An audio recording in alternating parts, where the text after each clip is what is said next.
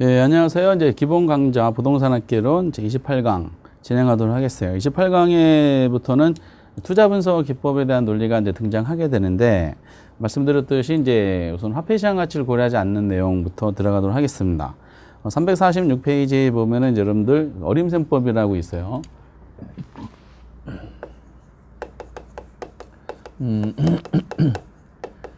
그 346페이지 여기부터 하는 게 이제 아마 논리적으로 좀 부드럽게 되실 겁니다. 그 어림셈법은 이제 말씀드렸듯이 화폐 시장 가치를 고려하지 않고요. 그렇기 때문에 이제 그 미래를 장기간 동안 고려할 수가 없어요. 그래서 1년치 소득만 가지고 논하는 겁니다. 1년치 그 처분까지 갈 수도 없죠. 시간이 길어지면 길어질수록 이제 시간적인 차이를 고려해 줄 필요성이 점점 커지기 때문에 간단하게 하는 방법으로 어림셈법이란 말이 간단하게 하는 거니까, 그래서 시간 가치를 고려하지 않는다는 말 자체에 처분을 고려하지 않고 기간이 길어지면 안 되니까 1년치 소득 가지고 한다라는 식으로 논합니다. 여기는 다시 종류가 두 가지가 있었죠. 회수 기간을 의미하는 이제 승수가 있었고, 회계적 이익률을 말하는 이제 수익률법이 있었어요.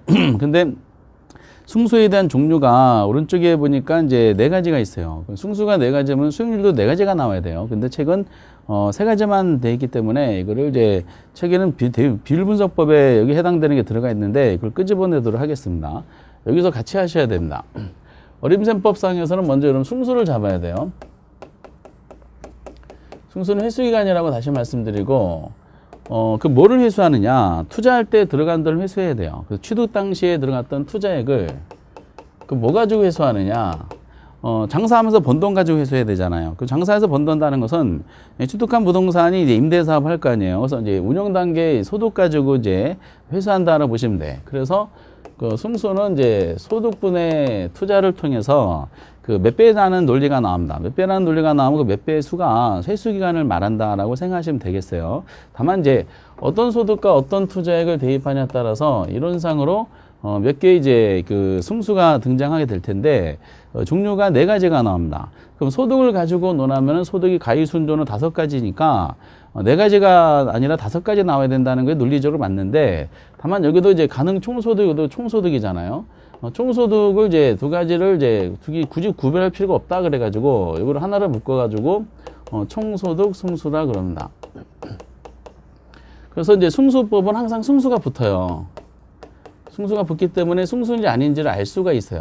그 총소득 승수법은 총소득을 이제 붙이고 소득에 해당되는 명칭 그대로 붙인 다음에 승수만 갖다 붙이시면은 이제 승수가 완성이 되는 겁니다. 다만 이제 이 총소득이 어느 총소를 해야 될 것이냐, 가능 총소 해야 되냐, 유효 총소 해야 되냐라는 것은 출제원들이 제시해 준다. 유효 총소를 구하라, 가능으로 구하라. 그러면 출제원들이 구하라고 하는 조건에 맞춰서 총소득을 선택해서 데이터를 입력하시면 돼요. 그럼 승수가 되려면은 명칭에 해당되는 이제 소득이 있죠. 이걸 바로 밑에다 깔아요. 그리고 이제 뭐를 이제 회수하는 투자 금액을 집어넣어야 되는데, 앞에서 보셨듯이 가, 유, 순까지는 총투자랑 비교되는 대상 소득이거든요. 짝꿍이 총투자야. 그래서 총투자를 위에다 갖다 붙이시면 됩니다. 이게 총소득 승수가 나오고, 총소득 승수가 나오면은 그 다음에는 이제 소득이 하나 더 남았죠. 이제 순영업 소득으로 또 할 수가 있어요. 그 순영업 소득에다가 뭐만 붙이면 되냐면 승수만 붙이면 돼요. 다만 이제 지문이 길기 때문에 순소득만 붙이면 의미가 통하니까 보통 순소득, 승수 이럽니다. 순자 붙이시고, 그러고 나서 이제 그 승수가 이제 배수라 그랬으니까 앞에 붙어 있는 소득 있죠. 소득 밑으로 깔어. 순영업 소득 깔고 위에다가 이제 투자를 덮으면 되죠. 여기까지 무슨 투자예요? 총투자를 이제 갖다 붙이시면 되는 겁니다. 그러니까 순소득 승수는 이제 총투자액을 순영업 소득으로 나눈 값이 되는 거죠. 여기까지가 이제 무슨 투자랑 비교되는 거냐? 총투자액과 비교되는 대상 소득이다라는 걸 이제 지금까지 계속 확인할 수가 있었어요. 그 다음에는 이제 무슨 소득이 남았냐면은 이제 세전이 남았죠. 근데 세전부터는 무슨 투자가 되겠어요? 지분 투자가 되겠지. 은행 부분 털어냈으니까. 그럼 세전에다가 이제 뭐만 붙이면 되냐? 승수만 붙이면 돼요. 세전, 현금, 수지, 승수야. 좀 길기 때문에 세전만 쓰고 세전, 현금, 수지, 승수 이렇게 표현하고, 여기는 이제 세전, 현금, 수지 밑으로 까시면 되죠. 세전, 현금, 수지 깔고, 근데 투자를 덮어야 되는데 여기부터는 저당 부분 털어냈기 때문에 지분 투자를 위에다가 덮으시면 되는 겁니다. 그리고 이제 마지막에 남은 것이 이제 세후가 남았죠. 그럼 세후 현금 수지에다가 뭐만 붙이면 되냐면 승수만 붙이면 됩니다. 그리고 또 마찬가지로 세후 현금 수지를 깔고, 그리고 위에다가 무슨 투자? 지분 투자를 덮으면은 이게 승수가 네 가지 종류가 이제 완성이 되는 겁니다. 그래서 가이순전후라는 이제 5가지 소득에서 총순전후라는 네 개의 승수가 등장하는 거죠. 그러니까 명칭에 해당되는 소득을 그냥 붙이시고 거기다가 승수만 붙이면 돼. 그리고 승수니까 이제 항상 배수를 설명하는 거라서 명칭에 해당되는 소득을 밑으로 다 깔고, 그리고 이제 총하고 수는 총투자 논리고, 세금 붙어 있는 것은 지분투자 논리입니다. 그래서 가이순전후가 총순전후라는 4개의 승수가 나오고요. 이거 계산 문제가 나오지만 구조적인 그 명칭도 나와요. 예를 들어서 순소득 승수는 총투자액을 순영업소로 나눈 값이다. 뭐 이렇게 해야 되는데, 총투자액에다 뭐 지분투자 집어넣는다든지 이렇게 해가지고 뭐 틀리게 하는 경우가 이제 있더라라는 논리죠. 세전승수도 세전분의 지분투자인데 이거를 지분투자 칸에다가 총투자를 집어넣는다든지 이렇게 해가지고 논리에 안 맞게 이제 문제가 되는 것이 가장 전형적인 내용이다라고 말씀을 드리겠어요. 그리고 승수가 나오면은 요거랑 이제 역수가 해당되는 거야. 역수에 해당되는 것이 이제 수익률법이 나오죠. 역수인지 아닌지는 곱해보면 1이 된다는 거를 화폐시장가치 논리에서 3가지 역수 관계를 가지고 연습하시면 되는데, 이건 거꾸로 하시면 돼요. 투자액을 밑으로 깔고 소득을 위로 집어넣어가지고 소득은 투자액의 이제 몇 %냐라는 논리가 나오죠. 그래서 수익률은 이제 회계적 이익률을 따지는 겁니다. 회계적 이익률이고 승수는 회수기간을 말하는 것이고, 그럼 승수가 4가지가 있기 때문에 여기에 해당되는 역수에 해당되는 수익률도 4가지가 나올 텐데, 여기서 문제가 되는 게 뭐냐면은 용어적인 면에서 문제가 되더라고요. 그 용어가 사실상 통일된 것도 있고 통일이 안 된 것도 있습니다. 그래서 통일이 안 된 게 요즘에 등장하게 되는데, 총소득 승수의 역수를 뭐라고 하냐면은 어차피는 총투자 논리잖아요. 다만 총투자를 회계적으로 총자산이라고 써서 우리 시험에서는 총자산 회전율이다 그럽니다. 우리 책에는 이제 오리지널 승수에 대한 논리가 이게 안 나와 있어요. 비율법에 나와 있는데 여기다가 옮겨놓고 판단하셔야 됩니다. 총자산 회전율이가 공식을 뒤집으시면 돼. 밑에다가 이제 총자산이니까 총자산 집어넣고, 총자산하고 총투자 같은 말이라 그랬어요. 위에다가 뭘 집어넣는다? 총소득을 갖다 놓으시면 돼요. 근데 이제 기출문제 보면은 총자산 회전율을 해놓고 총자산분의 총소득을 해야 될 거를 순영업소득 집어넣어서 논리에 안 맞게 등장하는 게 보통입니다. 요거는 이제 그 용어가 총자산 회전율이라는 용어로 총소득 승수 역수로서 이미 통일이 됐다라고 판단하시면 돼요. 근데 이제 순소득 승수가 있는데, 이 순소득 승수의 역수가 그동안에 우리 시험은 이제 총이란 말이 결국 종합이 아니냐, 종합자본 자본 생략하고 종합환원율로 출제되는 게 그동안에 제일 많았었어요.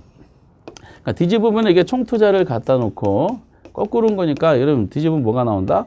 순영업소득이 이렇게 등장하게 돼 있어요. 근데 근래에 보니까 종합환원율이란 말로 안 나오고요. 이렇게도 나옵니다.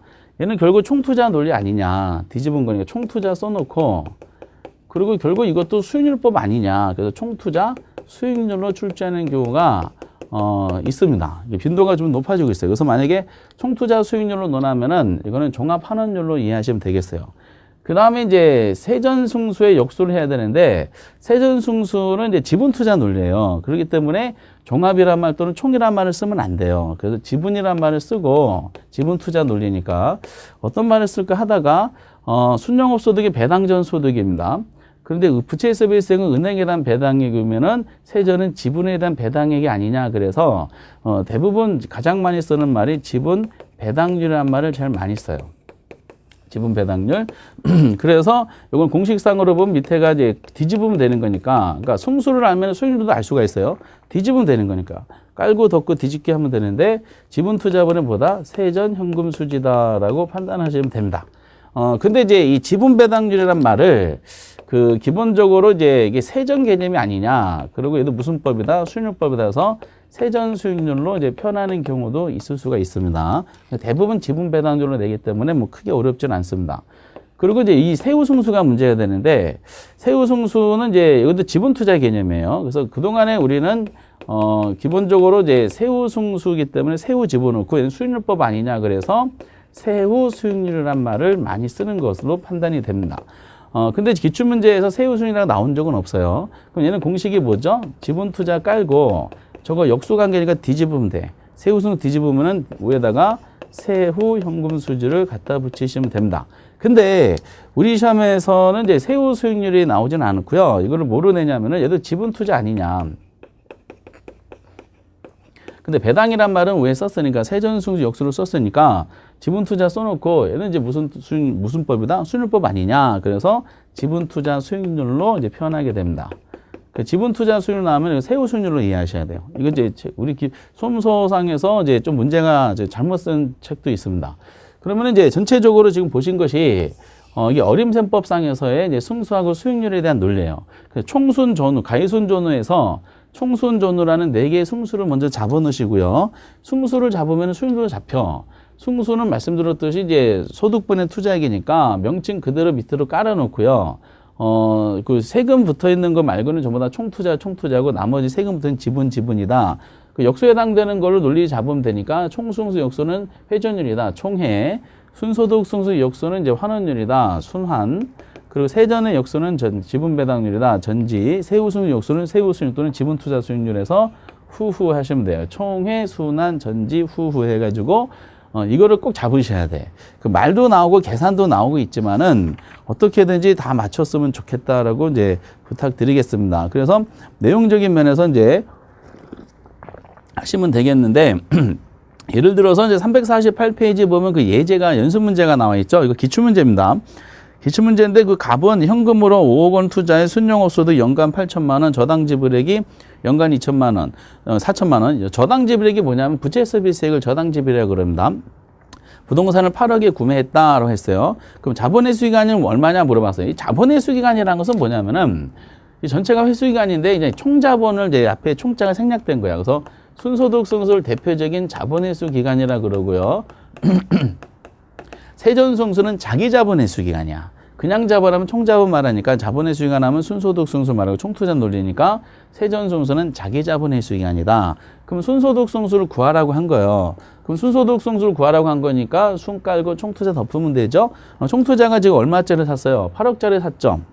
8억짜리 사고자 하는데 순영업소득이 지금 얼마라고 나왔어요? 순영업소득이 이제 8천만 원 나왔죠. 그럼 이게 얼마가 나오냐면 이제 이게 10이 나오죠.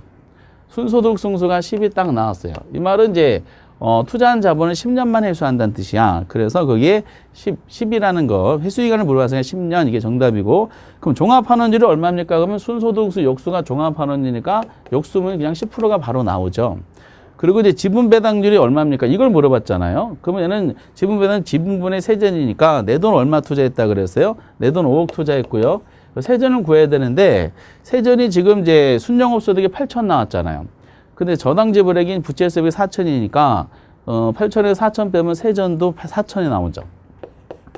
그럼 4천만 원 5억 원 하면 8%가 나오는 겁니다. 이렇게. 뭐 이런 형식으로 이제 여쭤보는 것이 이제 일반적인 이제 내용이다라고 보시면서 요것도 조금 이제 어렵게 나왔던 문제 중에 하나다라고 말씀을 드리겠고요. 이게 이제 시간 가치를 고려하지 않는 첫 번째 논리로 가이순 전후를 알아야지 쉽게 접근할 수 있는 총순 전후, 총회 순환 전지, 후후가 나오게 되는 거죠. 이렇게. 그리고 이제 349페이지 보면 이제 비율법이 나옵니다. 비율 분석법 또는 재무비율법 이런 여러 가지 표현하는데 349페이지에 등장하죠. 비율분석법에 대한 논리는 이제 특히 자주 나오는 비율이 있어요. 거기 보면은 대부비율이란 말이 나오죠. 대부비율. 이 대부비율도 용어가 통일이 안 돼 있어요. 제일 많이 나온 게 대부비율 뿐입니다. 우리 시험은 이제 대부비율이란 말을 이제 그동안에 나왔던 것만 쭉 표현하면은 이걸 대출 비율로 직접적으로 표현한 적도 있었고요. 차입 비율로 낸 적도 있었고, 이게 저당 비율로 낸 적도 있었고, 융자 비율로 낸 적도 있었고, 주택 담보 인정 비율로 낸 적도 있습니다. 이게 다 같은 말이야. 근데 이제 우리는 대부비율로 공부했는데 만약에 융자 비율, 주택 담보 인정 비율로 나오면은 헷갈릴 수가 있잖아요. 그래서 이 대부비율이라는 명칭 쓸 때는 반드시 원어를 써주게 돼 있어요. 그래서 이제 LTV라는 론 투 밸류죠. LTV라는 용어를 반드시 써주게 됩니다. 용어를 써주다 보면은 원어가 나오죠. 이 L이라는 것은 융자액을 말하죠. L은 융자액을 말하고 투는 뭐뭐에 대한이죠. 뭐뭐에 대한이고, 그 밸류는 이제 부동산 가치를 말합니다. 그래서 부동산 가치에 대한 융자액이 LTV다라고 하셔서 아, 이 논리구나라고 이제 그 원어를 꼭 써주니까 어떤 말이 나오든 이제 아마 구별은 가능하실 겁니다. 근데 이제 결국 투자돈으로 따지면은 이 부동산 가치가 그럼 뭐냐면은 총 투자가 돼요. 그리고 이제 융자액이란 말은 남의 돈이죠. 저당 투자가 됩니다. 그래서 전체에서 남의 돈이 차지하는 비율이 이게 뭐죠? 이게 대부비율이다라고 보시면 됩니다. 그래서 만약에 LTV가 60%인데 부동산 가격이 5억짜리다. 그럼 대출을 얼마 받을 수 있습니까? 라고 논점 삼으면은 0.6, 60% 0.6이니까 담보 가격이 5억이죠. 요거를 물어본 거죠. 얼마 받았으니까 5, 6, 30이니까 3억 원이 되는 거지. 그럼 뒤집어 얘기하면은 5억짜리 부동산 사는데 대출을 3억 받았다. 그럼 대부비율 몇 프로냐? 60%다라고 이제 답변이 되는 겁니다. 근데 이제 대부비율이 이제 왜 자주 나냐면은 여러 군데 걸쳐 있기 때문에 그래요. 먼저 이제 또 번호 발음에 대부비라는 요소가 이제 개념이 나와 있죠. 명칭 그대로 부동산 가치에 대한 융자액이다. 그리고 다양한 명칭 쓰지만은 오늘은 LTV란 말로 이해하시면 됩니다. 근데 이제 이게 부동산 수요와 공급에도 나오죠.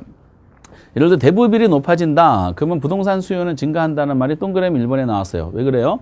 대부비율이 높아지면은 그만큼 이제 대출을 많이 해준다는 뜻이에요. 그럼 구매력이 커지기 때문에 부동산에 대한 구매력이 커져서 수요가 증가하게 돼 있고요. 이게 정책론에도 나왔어요. 대부비율을 조정시켰다. 그럼 이거는 이제 정부가 시장에 개입하는 방법 중에 어디에 해당하냐? 직접이냐, 간접이냐 물어보죠. 어디에 해당하네요? 금융시장을 통해서 개입하는 건 전부 다 간접적 개입 방법이라고 그랬어요. 그래서 정책론상에서도 이것은 이제 정부 시장에 개입하는 논리로 등장하게 되고, 그리고 이제 이게 앞에 논했던 지렛대 효과에도 등장하죠. 대부비율 높아지면 지렛대 효과가 크게 커져.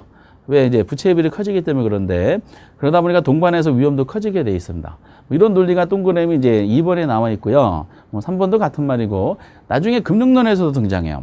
대출 계산할 때도 등장하기도 하지만은 금융론에서 대부비율 높아지면 은행 입장에서 돈을 많이 빌려주니까 위험이 커져요.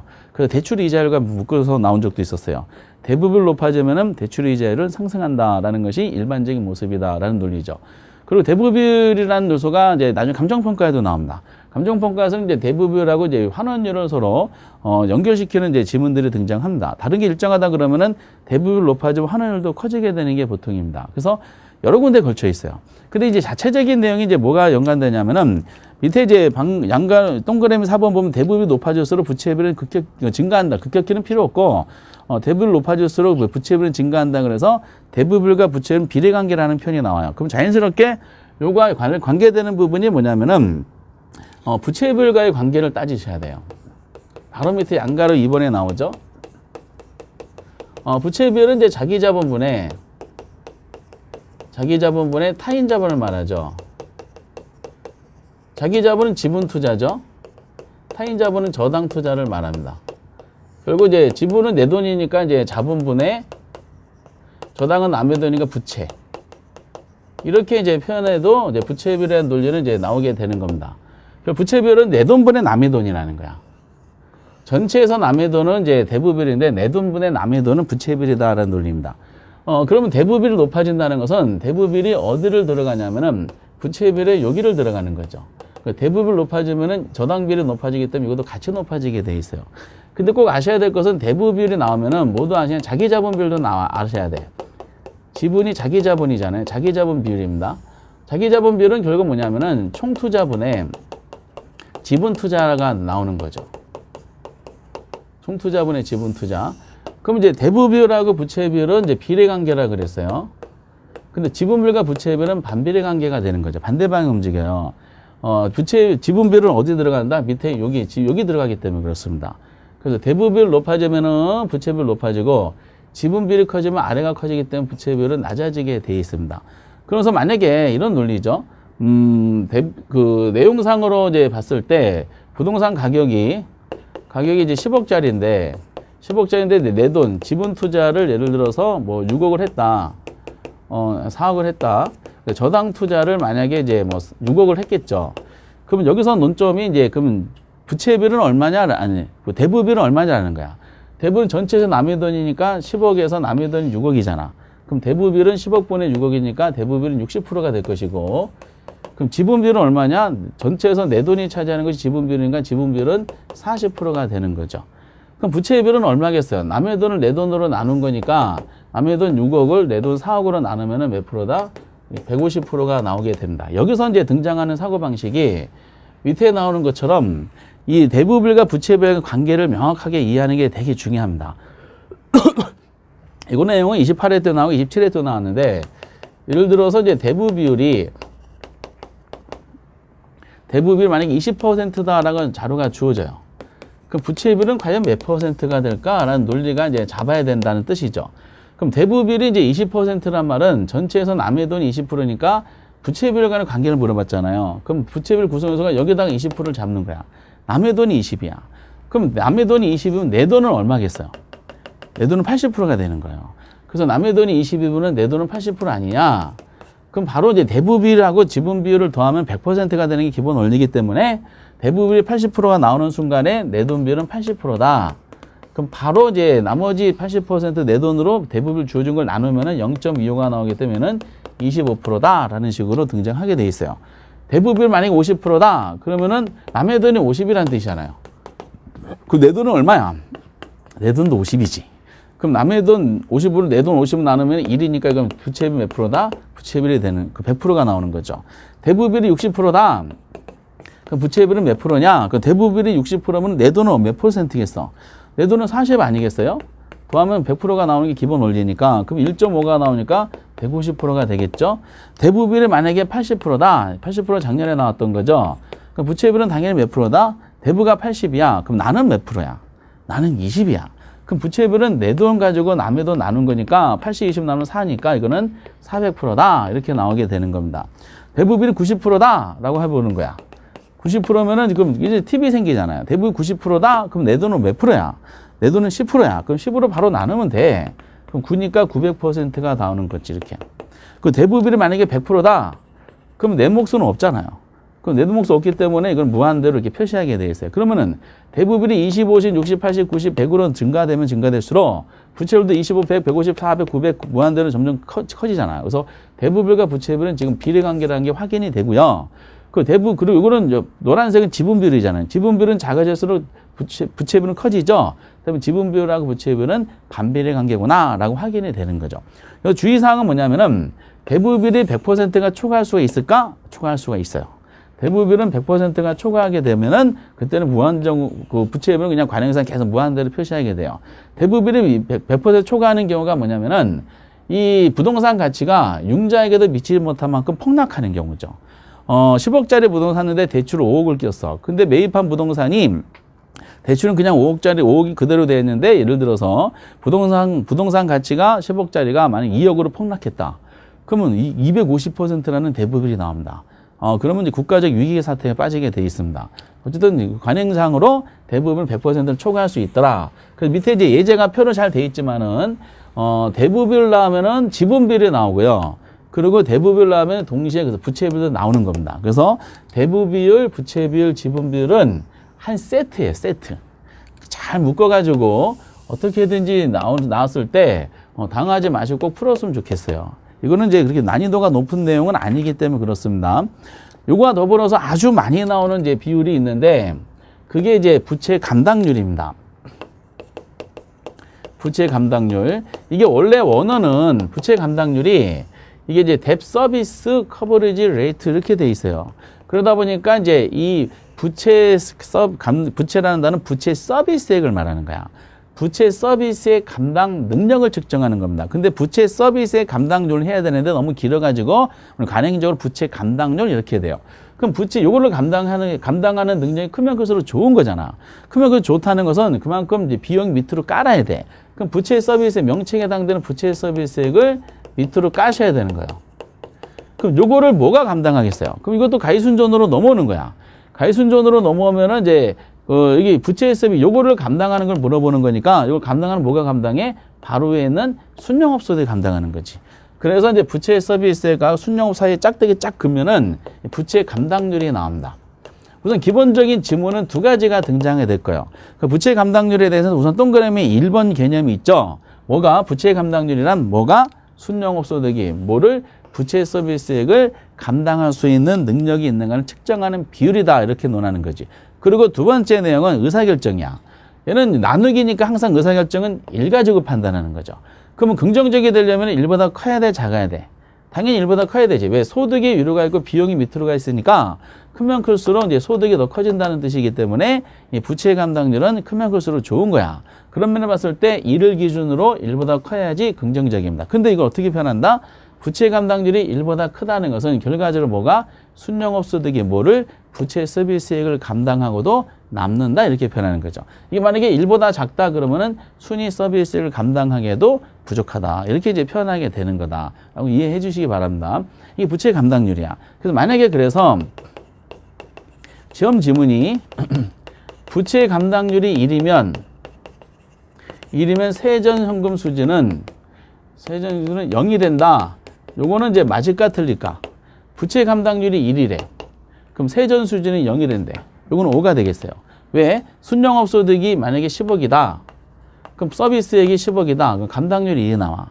근데 이제 순을 서비스는 나누면은 감당률이지만은 순에서 서비스액을 빼면 뭐가 나와요? 세전현금 수지가 나오잖아. 순을 이거로 나누면 감당률이고 여기서 이거 빼면 세전이잖아요. 얘가 10억이고 얘가 10억이야. 그럼 나누면 1이지만 빼면은 세전이 얼마 나와? 0이 되는 거야. 0. 이런 관계가. 그럼 세전이 0이면은 지분 배당률도 얼마나 나오겠어? 지분 배당률이 0을 뭐로 나누든 0이 되는 거예요.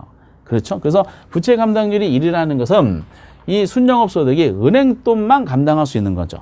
은행돈만 감당할 수 있고 나에 대한 배당액은 없다는 뜻입니다. 그래서 이제 부채 감당률하고 지분 배당률도 밀접한 관계가 있어요. 근데 이게 만약에 1보다 커진다. 그럼 순위 서비스액을 감당은 남는다는 뜻이잖아요. 남는 건 누구에 대한 배당액이 돼요? 세전에 대한 배당액이 되기 때문에 지분 배당은 점점 커지게 돼 있다라고 보시면 되겠어요. 뭐 그런 논리다라고 이제 이해하시면 됩니다. 이 두 가지 위주로 출제가 되는 게 보통이야. 올해도 이제 이 대부비율과 부채 감당은 어떻게 나올 겁니다. 근데 4번에 보니까 이제 요거 말고 뭐 가끔 나오는 게 있어요. 채무불이행률이라는 게 있어.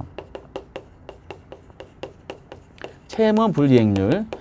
채무불이행률도 이 부채 감당률하고 추가하는 목표식은 같아요. 다만 부채 감당률이 이 부채 서비스액만 감당하는 거를 논하고 있는 겁니다.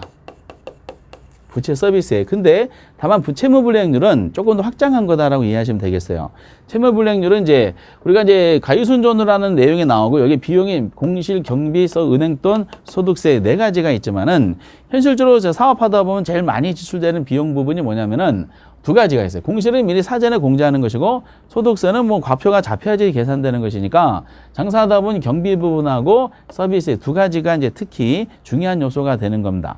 그럼 이제 두 가지를 이제 근데 부채 감당들은 요것만 감당하는 걸 하기 때문에 순영업 소득까지 하지만은 요거랑 요걸 두 가지 같이 감당하는 걸 논하는 거야. 그럼 같이 감당하려면 경비 앞에 있는 소득까지 해야 돼요. 경비 앞에 있는 소득이 뭐다? 유효총소득이라고 하는 거죠. 그래서 채무불이행률은 부채 감당 논리를 조금 더 확장해 가지고 논한 거니까 여기다 영업경비까지 감당할 수 있는지를 확인한 거죠.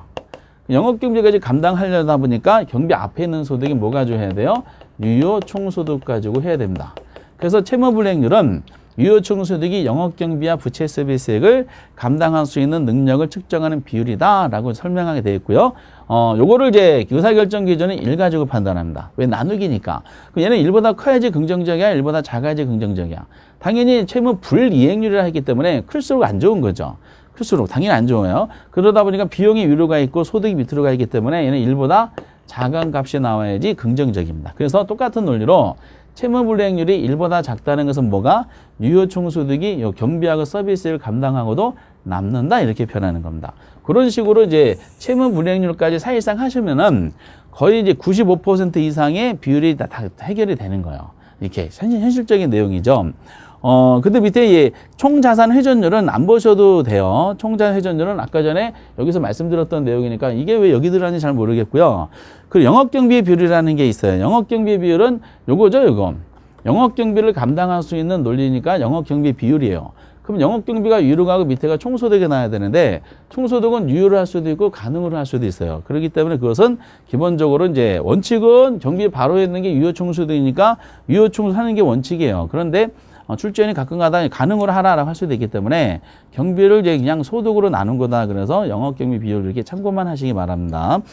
데이터가 보통 나올 거예요. 그래서 이제 다른 거는 이제 그렇다 치더라도 지금 논했던 거 요거 있죠.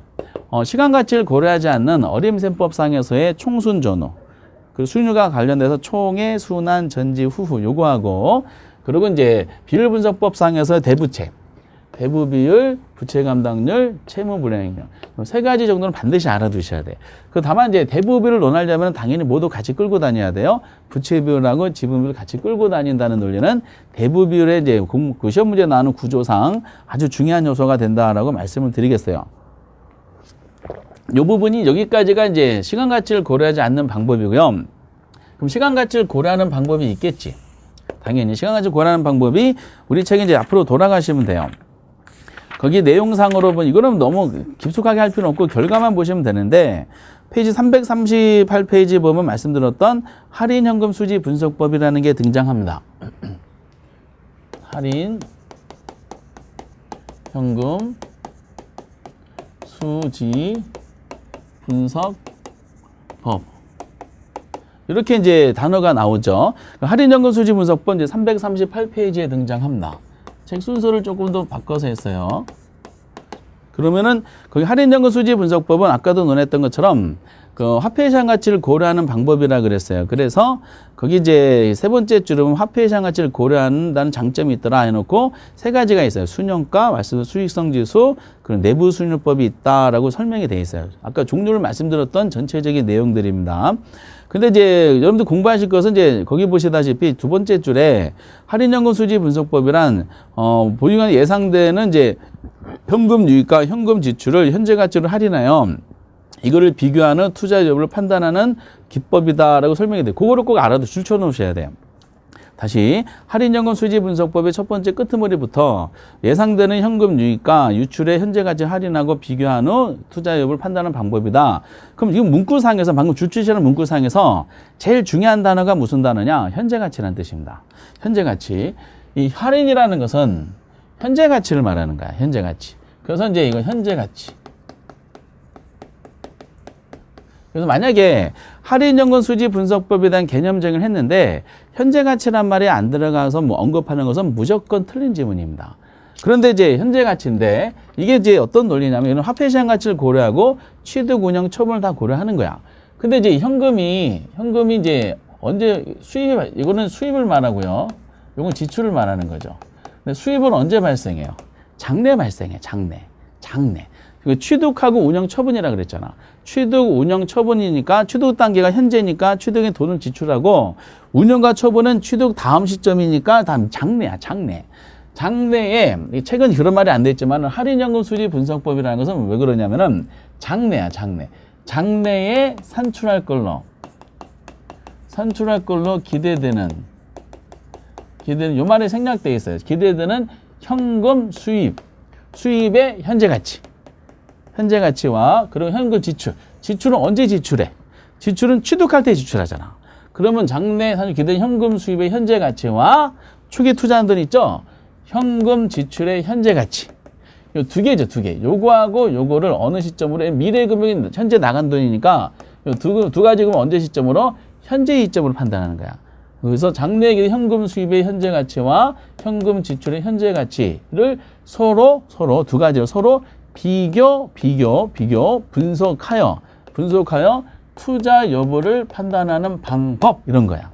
그래서 그 단어 중에 핵심적인 단어를 뽑아가지고 현재 가치를 의미하는 할인이란 말을 쓰고 현금 쓰고 수익과 지출, 수지 분석법, 이렇게 하는 겁니다. 이렇게 내용상으로.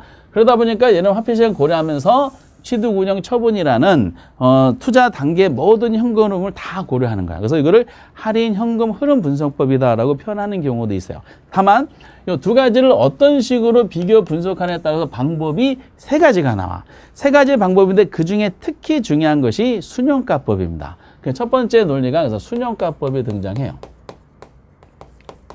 순영가법이 NPV다라고 이제 Net Present Value 이렇게 표현하는데 순영가법은 두 가지를 어떤 식으로 비교하냐는 거예요. 순영가법에 대한 논리는 밑에 이제 나오죠. 보유기간 동안 기대된 세후소득의 현재 가치 합계와 투자 비출된 금액의 지분의 현재 가치 합계를 서로 비교해 투자를 결정한 방법이 이렇게 나왔죠. 이 문구를 그대로 보셔야 돼요. 기출문제 지문이니까. 그럼 여기 보시다시피 현재 가치란 말이 반드시 들어갑니다. 그러면서 이거를 정리한 것이 밑에 이제 반가를 순현가라고 되어 있으면서 순현가는 장래에 발생한 수입의 현재 가치 총액에서 비용 현가 총액을 차감한 값이다. 아, 어떻게 비교하냐? 차감해서 비교하네. 그럼 두 가지를 묶어서 어떻게 해석하시면 되냐면은 순현가라는 것은 다른 것이 아니라 장래 생략하게 장래 산출할 걸 기대되는 현금 수입이 있죠. 현금 유입이라 그럴까요?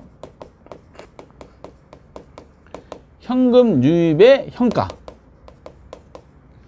현금 유입의 현가와 이제 처음에 투자한 돈 있죠. 현금 지출의 현재 가치. 현금 유출액으로 표현하면은 유출의 현가. 현가는 현재 가치야. 이 말이 반드시 나와야 돼. 반드시 유입의 현재 가치와 유출의 현재 가치를 서로 비교하여 투자 여부를 판단하는 방법이다라는 것이 여기 이제 반가로 양가를 여러분 순현가 바로 밑에 설명이 돼 있고, 그러면서 이제 이거를 어떻게 비교하냐? 반가를 여러분 순현가에 넣고 여기다가 빼기 차감해서 공제하는 거야. 뺀 거야, 뺀 거. 뺀 거기 때문에 얘는 뺐으니까 뭐 가지고 판단한다? 0 가지고 판단한다라고 보시면 되겠어요. 0이야, 0. 예를 들어서 유입의 현재 가치가 만약에 미래 예상되는 현금 유입액을 현재로 땡겨봤어. 땡겨봤더니 100억이래. 현재 가치가. 근데 이 돈을 이 소유득을 창출하기 위해서 내가 처음에 지출한 돈이 예를 들어서 50억이래. 그러면 빼면 얼마 나와요? 50억이라는 플러스 금액이 나오죠. 이 말은 무슨 뜻이다? 현재 시점으로 다 판단한 거니까 50억 투자하면 100억이 들어온다는 뜻이야. 그럼 결국 50억 차익만큼을 내가 초과를 번다는 뜻이에요. 그러니까 당연히 이건 투자 가치가 있는 걸로 판단되고, 100억이 이제 유입의 현가가 나왔는데 유출의 현가가 100억이야. 그 말은 무슨 뜻이다? 100억 투자했더니 바로 현재 시점 땡겨봤더니 100억이 들어온다는 뜻으로 이해하시면 돼. 그러면은 결국 쌤이니까 0이 나오는 거잖아요. 근데 100억인데 유입의 현가가 200억이야. 무슨 뜻이야? 200억 투자했는데 현금이 200억 투자했는데 들어온 돈은 뭐다? 100억이 들어온다는 뜻이야. 현재 시점으로. 그러면 결과적으로 100억이 손해보게 되죠. 그럼 100억 손해보면 투자할 만한 가치가 없는 거지. 그럼 결국 의사결정은 빼기니까 뭐가 좀 판단한다? 0보다 크거나 같아야지 타당성이 있는 걸로 판단이 돼. 다만 이제 여기서 유입의 현가라 그랬을 때 요 유입액의 금액을 결국 내가 취득한 부동산 이후에 운영과 처분을 통해서 들어오는 소득이잖아요. 소득. 근데 그 소득을 그냥 소득으로 쓰는 경우도 있고, 구체적으로 책에도 나온 것처럼 이거를 세후소득으로 이제 표현할 수밖에 없습니다. 세후소득. 왜냐? 지분투자자 입장 논하는 거니까 지분투자자들은 예를 들어서 운영단계 소득만 가지고 따지다 보면은 가유순 전후 중에 결국 최종적으로 관심 갖는 소득은 당연히 뭐겠어요? 내가 내 손에게 쥐어져 가지고 내 마음대로 쓸 수 있는 돈 있죠? 그게 세후소득이기 때문에 그렇습니다. 그 세후소득이 나온 것이고, 그 세후소득이니까 무슨 투자 개념이다? 지분투자야. 요거는 투자액이야. 그 지분투자액 이렇게 표현하는 경우도 있습니다. 그래서 이제 순현가는 장래 예상되는 현금 유입 현재 가치에서 현금 현재 가치를 공제한 금액이 0보다 크거나 같은지 따져서 투자율 판단하는 방법이고, 또 똑같은 말로 이제 세후소득의 현재 가치와 지분 투자의 현재 가치를 비교해서 0보다 큰지를 따져서 투자를 판단하는 방법, 이렇게 표현할 수도 있다는 겁니다. 이게 이제 우선은 순현가에 대한 논리다라고 보시면 되겠어요. 그리고 밑에 보면 반가로 2번에 이제 할인율이 나오죠. 할인율로 거기 요구순을 사용한다는 거 꼭 체크해 놓으시고요. 요구순을 해야 돼요. 그리고 이제 요구순, 그 동그라미 3번도 이미 시험에 나왔었죠. 사전에 요구순을 정해야 된다는 거. 순현가 계산하기 전에 그것도 알아두시고, 그리고 4번도 아셔야 돼. 순현 타당성은 선택되는 할인율은 투자 주체에 달라진다. 그래서 동그라미 1번에 이게 전부 다 1번에 요구순 사용한다는 말하고, 동그라미 1번을 이해하시면은 동그라미 3번과 4번도 같이 묶어서 똑같은 의미가 나온다. 좀 이따 말씀드릴 겁니다. 그리고 마지막 결론이 나오죠. 반가로 3번 보면은 순현가가 0보다 플러스면은 또 마이너스면 나오잖아요. 그 3번에 대한 의미가 4번 의사결정은 나와요. 그래서 뭐다? 순현가가 0보다 크면 투자 결정한다라고 되어 있어요. 그리고 상호 배타적인 복수의 투자. 상호 배타적이란 말은 만약에 투자안이 A를 선택해. A 하나만 분석해. 근데 A 하나만 분석하는데 A가 투자안이 보니까 0보다 커. 타당성이 있어. 근데 A, B, C, D 4개를 선택해야 돼.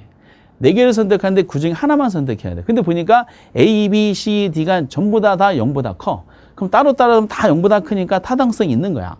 근데 그중에서 상호 배타적이다라는 것은 어느 하나의 선택은 나머지 기각이라는 거예요. 그러면 순현가가 다 0보다 큰데 이 중에 하나만 선택하라 그러면 순현가가 0보다 큰 것 중에 가장 큰 걸 선택하라는 뜻입니다. 하나만 선택한다 그랬을 때 그런 논리가 이제 동그라미 2번 같은 맥락이라고 보시면 돼.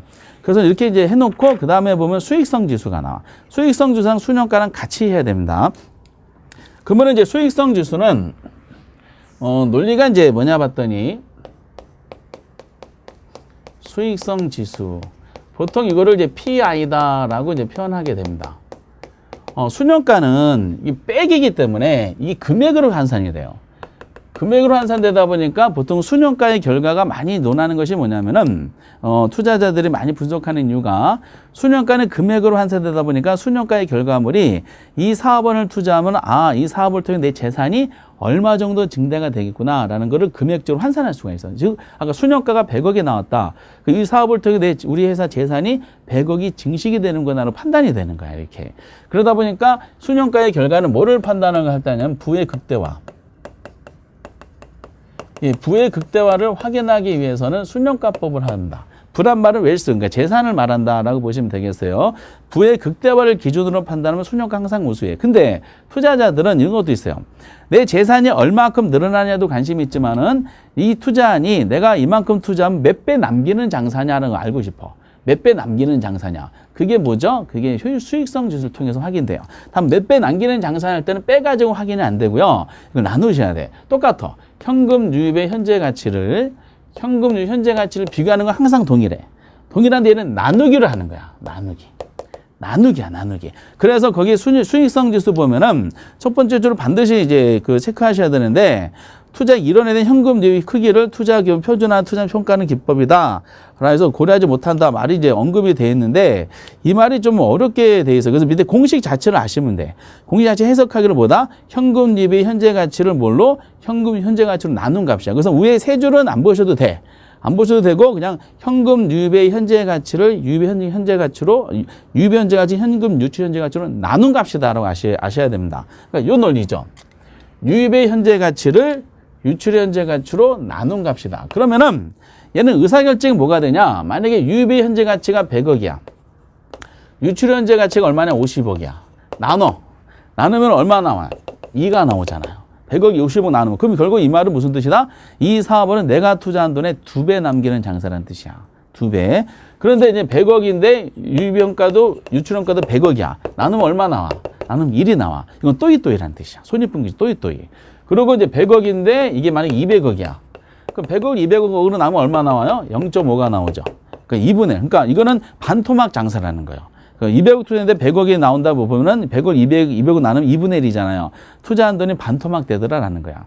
남기는 장사가 아니라 내 재산이 2분의 축소가 되는구나. 그럼 결과적으로 얘도 의사결정이 뭐겠어요? 나누기니까 1 가지고 판단해야 돼요. 그래서 1보다 크거나 같으면 우선 타당성이 있는 걸로 판단이 되는 거죠. 그래서 수년가는 0으로 판단하고 수익성 지수는 1로 판단합니다. 그러면서 이제 이거는 몇 배 남기는 장사냐 논하기 때문에 수익성 지수는 뭐를 알고자 하냐면은 몇 배 남기는다? 투자의 효율성을 판단하는 거야. 투자의 효율성. 투자의 효율성을 판단하면은 뭐다? 수익성 지수 가지고 판단한다. 그래서 만약에 부의 극대화를 기준으로 투자 결정하라 그러면은 수년가가 우수하고 투자의 효율성을 기준으로 의사결정하라 그러면은 수익성 지수 가지고 판단합니다. 근데 기업의 궁극적인 목적이 뭐냐면은 부의 극대화를 기준으로 하는 게 목적이야. 일반적으로 어느 게 우수하다 그러냐면 그냥 무조건 수년가가 우수하다라고 하셔도 큰 지장은 없는 것 같아요. 근데 여기서 부수적인 이제 개념을 하나 잠깐 말씀드려요. 아까 수년가에 나왔었던 논리인데 그럼 현금 유입액이잖아. 유입액은 현재 가치를 구해야 돼. 그럼 이건 장래 금액이잖아요. 이 현금 유입액하고 유출의 현가, 이거를 직접 비교할 수는 없는 거예요. 이건 미래 금액이 현재 금액이다 보니 직접 비교할 수 없으니까 정확하게 판단하면 화폐 시장 가치를 고려하기 위해서 유입액을 현재 가치로 땡겨야 돼요. 땡길 때 뭐가 돼요? 할인율이 들어가. 할인율을 뭘 가지고 쓰냐면은 이 두 가지 방법은 꼭 요구수익률 가지고 할인한다는 거 알아두셔야 돼요. 요구수익률이야. 요구수익률 가지고 확인하고 있는지를 몇 가지 형식으로 물어봤어요. 이게 제가 책에도 일부가 있었기 때문에 구두상 말씀드릴게요. 꼭 두 가지는 요구수익률 가지고 할인해서 현재 가치 구한다는 겁니다. 잊지 마시기 바랍니다. 그래서 만약에 이렇게 나왔어. 수년가도 수익성 지수도 마찬가지인데 요구수익률을 몰라. 요구수익률을 모르면은 수년가와 수익성 지수의 투자 분석은 불가능하다. 맞는 말이야. 이게 얼마인지 모르잖아요. 그럼 유입액은 아는데 뭐를 못 구해? 현재 가치를 못 구하기 때문에 유출의 현재 가치랑 비교해가지고 이게 0보다 큰지 작은지 1보다 큰지 작은지 판단할 수 없어. 그래서 두 가지의 방법을 할 때는 반드시 사전에 요구 수익률을 먼저 파악하고 있어야 됩니다. 이 아까 이제 요구 순영가법에 나왔던 보기 내용이야. 그리고 이제 또 이렇게도 나왔었어. 순영가는 투자 분석적 순영가는 순현재가치법은 투자 위험을 고려하는 방법이다. 맞을까 틀릴까? 맞는 말이야. 왜? 이것도 출제는 뭐를 여쭤본 거야? 요구 수익률 가지고 할인하는지 여쭤본 거야. 요구 수익률은 위험을 반영하지 못해요. 반영하잖아. 요구 수익률은 뭐하고 뭐다?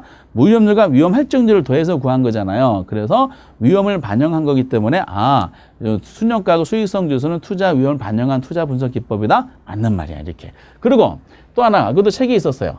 장래 현금 유입액이 동일하다 하더라도 투자자마다 순영가 수익성이 달라질 수가 있어. 왜? 이게 똑같다 하더라도 할인율이 뭐냐에 따라서 뭐가 달라져요? 현재 가치가 달라지기 때문에 그렇습니다. 똑같은 현금 흐름이라 하더라도 할인율을 10%라냐 20%에 따라서 현재 가치가 달라지면은 어떤 사람은 순영가법으로 나온 결과가 긍정적으로 나올 수도 있지만 어떤 투자는 이게 부정적으로 나올 수가 있어요. 그래서 이 순영가 수익성 지수 투자 의사결정보다 투자자마다 달라진다는 거야. 투자마다 달라지는 이유가 뭐 때문에? 다시 반복하지만은 요구 수익률 때문에 그렇다는 겁니다. 이게. 그래서 이제 요구 수익률이라는 논리를 미리 구해놓고 투자 분석을 해야 되는 거예요. 그러니까 이게 계산 문제로도 나올 수가 있는 영역 중에 하나가 된다라고 판단하시면 되지만은 그건 나중 논리야. 계산 문제는. 우선은 기본 원리만이라도 알아두시기 바랍니다. 그리고 341페이지 내부 수익률은 결과만 보세요. 내부 수익률은 거기 바로 밑에 나온 것처럼 내부 수익률법은 내부 수익률을 구하는 방법이야. 내부 수익률 앞에서 뭐 왔냐면 기대 수익률이에요. 그래서 내부 수익률법은 앞에 구했던 기대 수익률을 구하는 방법이야. 그럼 기대 수익률 가지고 의사결정할 수 없잖아요. 그래서 기대 수익률을 투자안의 기대 수익률을 구하고 이 투자안의 기대 수익률이 투자자의 요구수를 만족하는 사업이 아닌지를 따져보는 방법이다라는 거죠. 그러니까 대상 부동산의 기대 수익률이 얼마인지를 파악하는 방법이다라는 거죠. 그래서 내부 수익률을 구한 다음에 이거를 투자자 요구수랑 비교해 의사결정 방법이다. 꼭 알아두실 것은 내부 수익률에 대한 늘 두 줄짜리 있어요. 방가를 1번에. 두 줄에 꼭 별표를 쳐주셔야 돼. 줄을 다 쳐주시고 현금 유입의 현재 가치와 유출 현재 가치를 같도록 만드는 할인율이라는 거예요. 유입평가는 유출은 같도록 만드는 거야. 그럼 같게 되면은 순영가가 뭐가 돼? 0이 되고 수익성 1로 만드는 할인율이다. 이거 꼭 줄을 쳐주세요. 그리고 맨 밑에 의사결정만 보시면 돼. 내부가 요거보다 크면은 타당성이 있다는 겁니다. 결국 내부 수익률법은 뭐냐면은 대상 부동산의 기대 수익률이 얼마인지를 알고자 하는 거예요. 내부 수익률법. 내부 수익률 IRR 이렇게 표현하고 얘는 현금 유입의 현재 가치와 현금 현재 가치를 동일하게 만드는 겁니다. 요거 유입의 현가하고 유출 현가를 동일하게 만드는 할인율이 뭐냐? 요거를 구하는 방법이다라고 알아두시기 바랍니다. 이때 구한 할인율이 이게 뭐다? 이게 내부 수익률이야. 결국 내부 수익률법은 다른 것이 아니라 이 내부 수익 기대 수익률이었잖아요. 투자하고자 하는 부동산의 이 기대 수익률이 얼마인지 요거를 판단하는 방법이다라고 하시기 바랍니다. 오로지 이건 내부 수익률, 즉 기대 수익률만 구하는 방법이에요. 이렇게 구한 내부 수익률은 나중에 의사결정이 뭐다? 요구 수익률보다 큰지 작은지 가지고 의사결정하는 방법이 이게 내부 수익률법이야. 여기까지 구하는 방법이 내부 수익률법이고 나중에 최종적으로 판단하면은 투자자의 요구 수익률과 비교해서 의사결정해야 돼. 결과적으로 정리해보면 순영가는 유입평가랑 유출평가를 비교했을 때 공제해가지고 얘가 0보다 큰지 작은지를 따져봐가지고 부의 극대화를 실현할 수 있는 정도를 판단하는 방법이고 수익성도 똑같은 데이터를 나눠가지고 투자의 효율성을 판단하는 방법이기 때문에 얘는 1 가지고 판단하고 내부수익률법 오로지 내부수익을 구하는 방법으로서 얘는 뭐랑 비교한다? 투자의 요구수익과 비교하는 거야. 즉 순영가는 의사결정할 때 0과 비교하고 수익성 지수는 1 가지고 비교하고 내부 수익률이니까 요구수익과 비교해요. 근데 0하고 1을 자꾸 헷갈린다 그래서 학원가에서는 순형가로 공부하지 않고 순영가로 공부합니다. 순영가. 그리고 수익성 지수가 아니라 수일성 지수 가지고 할 정도로 이게 많이 헷갈려 하시는 것 같더라고요. 빼는 거다, 나누는 거다 그럼 헷갈리지 않을 텐데 어쨌든 단순 암기 가지고 공부하는 분들 계시기 때문에 혹시나 해가지고 이렇게 잠깐 확인만 해본 겁니다. 그럼 여기서 다시 내부순을 볼게요. 그럼 유입의 현가하고 유출 현가를 같게 만든다 그랬잖아요. 그럼 유입의 현가, 유출 현가 같게 만들면 유입의 현가, 유출 현가 빼면 얼마 나와? 0이 나오고 나누면 얼마 나와? 1이 나와. 결국 이 내부순이라는 것은 뭐죠? 순현가를 뭘로 만드는 거? 0으로 만드는 할인율을 할 수도 있고 수익성 지수는 뭘로 만드는 거? 수익성 지수를 1로 만드는 할인율이다. 요것까지도 같이 묶어서 알아두시면은 내부순위법은 끝난 거야. 그러니까 순영가랑 수익성 지수법은 앞으로 계산 문제도 연습할 시기가 있을 거예요. 그렇지만은 이제 내부순위법은 아까 개념 정도 유비용가 유출을 갖게 만드는 할인율이 내부 수익을 구하는 방법으로서 이렇게 구한 내부 수익률이 투자자 요구 수익과 비교해서 의사결정 방법인데 유비용가 유출 같은 할인율이다 보니까 순용가를 뭘로 만드는 거 또는 수익성 0으로 만들고 수익성지 1로 만드는 할인율을 의미한다까지만 아시면 되는 거예요.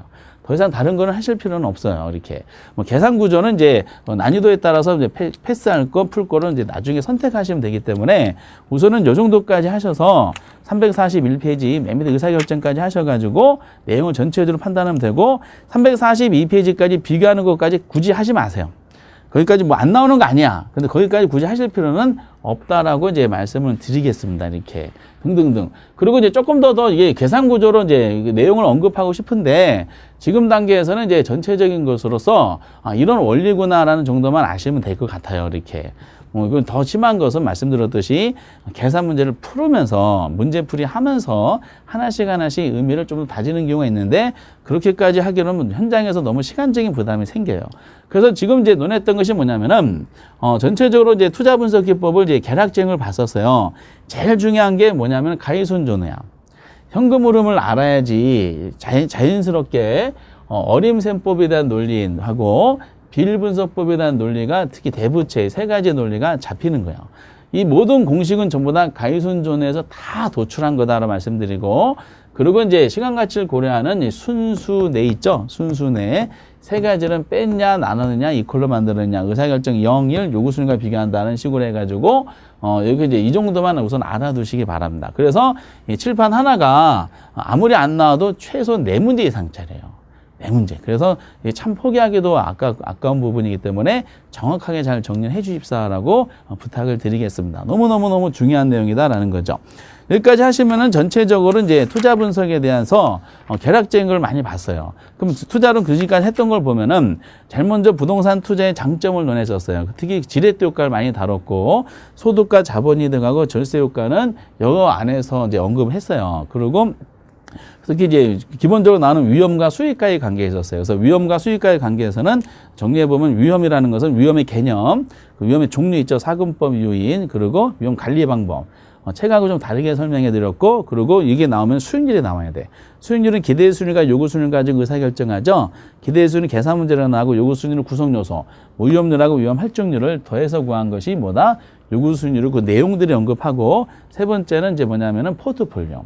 포트폴리오를 논하려면 분산 투자하는 건데 분산 투자는 아무거나 결합하면 안 되죠. 그래서 우수한 자산을 속아내고 골라내고 열등해서 속아내는 방법으로 평균 분산 원리를 논했었어요.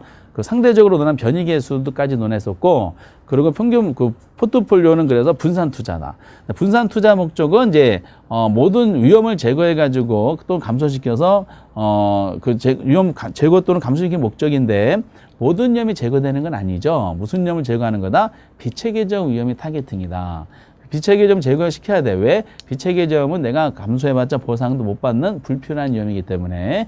다만 이제 비체계적 위험이 타겟팅인데 비체계적 위험을 제거하는 정도는 아무 자산끼리 결합해서 나타난 건 아니다. 자산점을 잘하고 있는지 못하고 있는지 뭘로 확인한다? 상관계수 가지고 확인한다. 상관계수 범위가 마이너스 1에서 플러스 1인데 플러스 1을 제외하고는 포트폴리오 항상 나타나는데 어디에 가까울수록 마이너스 1에 가까울수록 효과가 커진다. 그 마이너스란 말은 무슨 뜻이다? 결합하는 자산의 성격이 보다 수익률의 변동이 반대 방향으로 움직인다. 성격이 그래서 상이하다는 자산이야. 이렇게 이런 논리였었고 그리고 평균 분산 기준 가지고 논하는 것이 뭐다? 효율적 전선. 효율적 전선이라는 것은 동일한 위험 수준에서 얻을 수 있는 최대 수익률을 가진 투자를 쭉 연결한 거기 때문에 우상향이다.